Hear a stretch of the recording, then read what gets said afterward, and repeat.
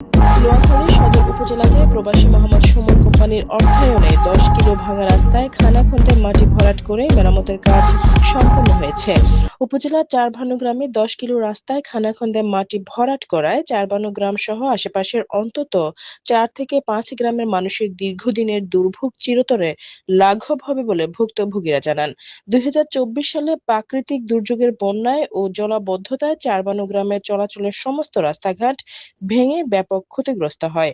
নিজস্ব অর্থায়নে রাস্তায় মাটি ভরাট কর্মসূচির সিদ্ধান্ত নেওয়ায় স্থানীয় বাসিন্দারা দুবাই প্রবাসী মোহাম্মদ সুমন কোম্পানির কাছে চিরকৃতজ্ঞ হয়ে পড়ে।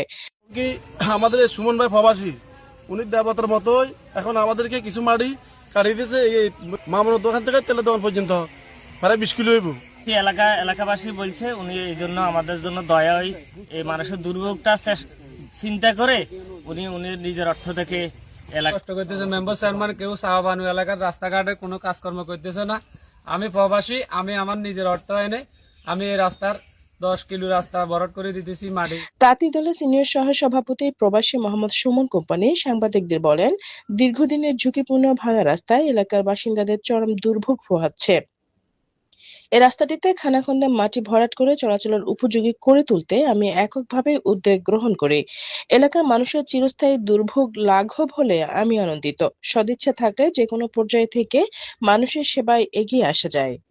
বালিয়া কালাতরফের ভিতরে সাড়বানুর ভিতরে আমরা কোনো সরকারি উদ্যোগের কোনো মেম্বার চেয়ারম্যান আমরা এই পর্যন্ত আমাদের দুঃখে সুখে কিছু এই পর্যন্ত পাইলাম না। আমরা হাঁটা চলা অনেক কষ্ট ভোগ করতেছি। তাই আমাদের এলাকার সুমন উনি প্রবাসী, ওনা বিদেশ থেকে আসার পরে নিজ উদ্যোগে আমাদের 10 কিলোমিটার রাস্তা খাদা খলন এগুলা ভরাট করি দিচ্ছে আমাদের জন্য।